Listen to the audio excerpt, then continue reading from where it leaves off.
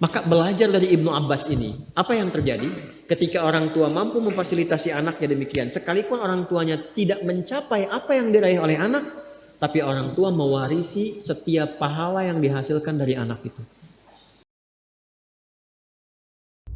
Jadi beliau ini Abbas sesibuk-sibuknya itu masih berpikir investasi. Saya boleh sibuk, nggak dapat semua hadis Nabi, tapi anak saya mesti mendapatkan yang luput dari saya.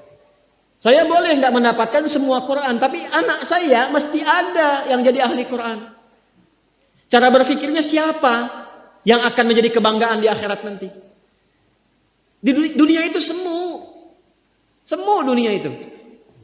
Jadi sementara aja, nggak pasti sifatnya.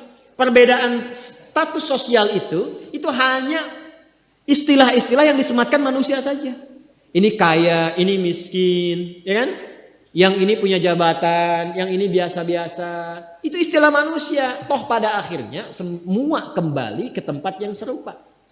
Dan menariknya begini, yang kaya, yang punya jabatan, tetap di akhir hidupnya pengen punya gelar yang sama dengan yang miskin. Atau dengan yang disebut miskin. Maaf, kalau ada orang disebut miskin meninggal, di papan nisannya ditulis apa? Di papan nisannya ditulis apa? Almarhum. Yang kaya juga kan pengen sama disebut almarhum. Iya kan? Tuh. Jadi nggak ada bedanya setelah berpulang itu. Perbedaan itu hanya di amal saja. Itu poinnya. Maka kalau ada yang mengharapkan orang tua, cita-cita membanggakan anak di dunia, boleh-boleh saja. Tapi patut diingat, itu sementara. Anda silahkan sekarang sekolahkan setinggi-tingginya. S1, S2, S3, S4, kerupuk 3, silahkan. Mau dalam negeri, luar negeri, mau di Nagreg, mau di California, mau di Chicago, di Chicago, di Singaparna, Singapura, silahkan. Itu pilihan.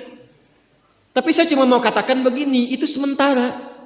Dan persaingannya tidak istimewa. Karena jangan pun Anda yang beriman, yang belum beriman pun bisa melakukan itu. Apa yang dikira yang hebat matematika itu anak Anda saja. Anak orang lain pun bisa.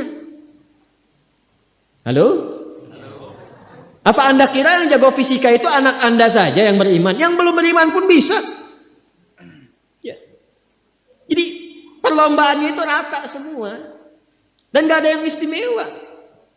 Saya kadang-kadang bingung ya. Kenapa sih yang di dunia itu terlalu diistimewakan gitu? Mengistimewakan yang hilang itu gak ada kerjaan. Mengagungkan yang hancur, yang sifatnya fana, rasanya biasa. Apa yang mau dibanggakan sih? Dan yang paling menarik tuh begini, ketika meninggal gelarnya pengen sama dengan yang dianggap ringan atau rendah status sosialnya itu. Tadi kalau orang miskin meninggal gelarnya apa? Ternyata yang kaya pun pengen sama almarhum juga. Kalau rakyat yang meninggal di papan nisannya ditulis apa? Almarhum. Ternyata pejabat juga pengen begitu, sama juga. Saya belum pernah dengar nanti kalau saya meninggal tulis gelarnya Almaun ya. Gak ada. Tetap almarhum juga. Jelas ya? Nah, maka yang dipikirkan tuh perlombaan yang sejati itu begini. Perlombaan yang sejati itu adalah perlombaan untuk kehidupan yang abadi yang gak fana lagi. Jadi kalau pada saat itu unggul selamanya karena gak ada kematian lagi setelah itu.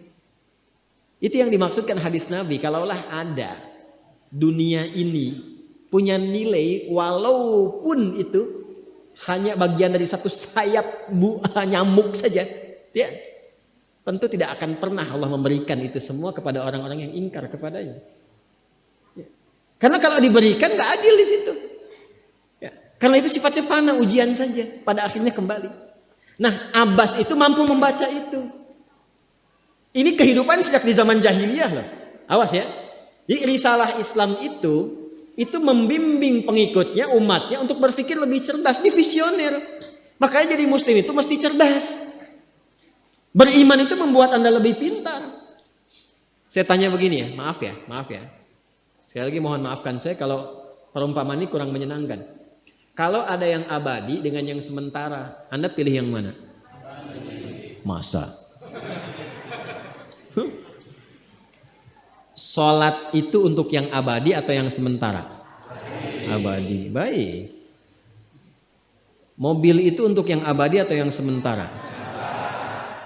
Pilih yang abadi apa sementara?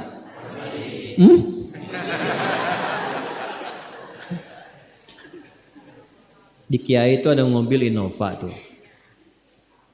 Siapa yang besok memilih tidak sholat subuh,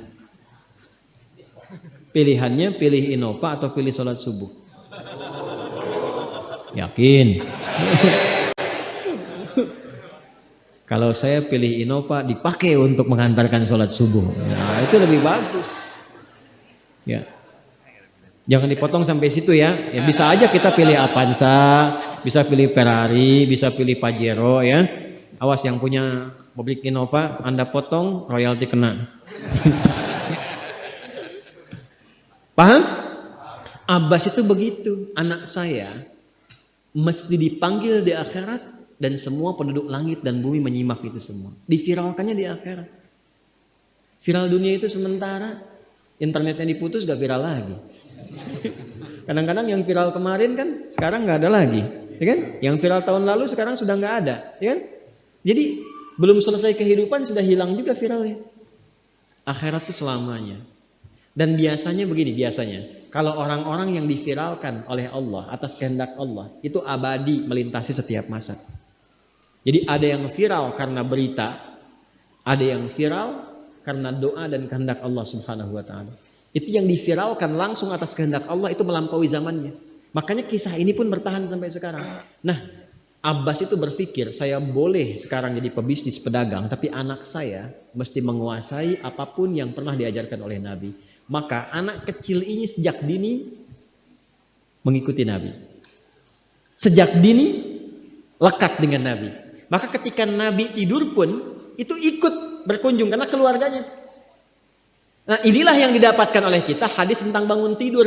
Jadi hadis tentang bangun tidur itu diriwayatkan oleh anak kecil yang umurnya belum genap balik. Main-main ke rumah Rasulullah, ke rumah bibinya Sayyidah Maimunah, ingin tahu bagaimana cara bangun malamnya Nabi. Itu diikutin sampai dilihat gimana bangunnya. Duduk dulu, kata beliau duduk dulu. Kemudian mengusap dengan bagian tangan yang diduga bersih untuk menghilangkan bekas ngantuknya. Setelah itu membaca khawatimah surah Ali Imran.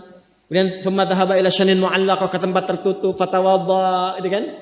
Nah, itu ada semua rangkaiannya, itu ditemukan nanti di hadis riwayat Abu Daud, di Sunan Abu Daud. Nomor hadis 1367. Itu hadis tentang bangun tidur, ya, cara bangun tidur sampai sholat malam. Masih ingat teman-teman kalau kita bermakmum begini? Dan ada imam satu dan sudah pasti satu imam, okay? Makmum berapa? Satu boleh? Boleh. Dua boleh? Tiga boleh? Empat boleh? Jadi imam berapa? Makmum? Empat. Laki-laki imam makmum? Imam, baik, bagus ya. Nah, dan imam kan laki-laki. Kalau perempuan imam untuk perempuan kan? Laki-laki untuk perempuan dan untuk laki-laki. Fokus ini. Kalau satu begini, satu laki-laki, kemudian di belakang laki-laki. Ini kan posisinya boleh sejajar kan? Boleh. Ya kan? Yang imam ini, makmum ini kan? Tadinya di belakang, tarik begini sejajar. Ini yang meriwayatkan anak kecil yang belum balik itu. Itu riwayat Ibnu Abbas. Satu paket. Termasuk sholat, kemarin kan kita tarawih kan? Sholat malam. Yang dua rakaat itu kan? Ya, sholat malam yang sampai 11 itu, tambah khafifatain 2, itu riwayatnya ini. Yang sholat tahajud malam yang 11 rakaat tambah khafifatain 2, ini riwayatnya ini. Tutup dengan witir 1 rakaat. Itu anak kecil yang meriwayatkan. Dan tahukah Anda, sepeninggal Nabi SAW, Abbas bapaknya ini hafal 200 hadis, anaknya Abdullah hafal 2000 hadis.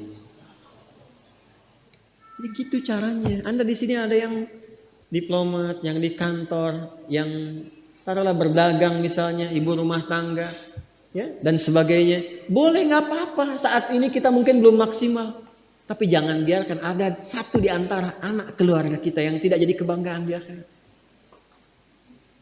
Tolong ya, tolong pulang dari sini dilihat. Anak Allah titipkan kepada saya berapa anak? Tolong siapkan jadi kebanggaan akhirat. Satu aja jadi ahli Quran. Untuk pelita di rumah tuh, penghilang kesedihan, penghilang kegelisahan, mendatangkan semangat. Itu demi Allah saya katakan, gak ada yang paling indah kecuali saat ayah pulang ke rumah. Tiba kemudian dia melihat anaknya yang kecil sedang murajaah. Amma yatasaalun. Bahkan surat yang bapaknya sendiri belum hafal. Jangankan pulang ke rumah, Anda sedang mau rapat, dikirimi video anak Anda 3 tahun membaca surah Al-Ikhlas, itu hati tenang. Itulah Quran. Itulah Quran. Maka belajar dari Ibnu Abbas ini, apa yang terjadi ketika orang tua mampu memfasilitasi anaknya demikian, sekalipun orang tuanya tidak mencapai apa yang diraih oleh anak, tapi orang tua mewarisi setiap pahala yang dihasilkan dari anak itu. Karena itulah setiap hadis yang diriwayatkan oleh Abdullah kecil ini, Ibnu Abbas, maka semua doa tersambung bukan hanya untuk beliau tapi juga untuk keluarganya, untuk orang tuanya. Karena itu kalimatnya bukan radhiyallahu taala anhu tapi anhuma, untuk Abdullah dan bapaknya.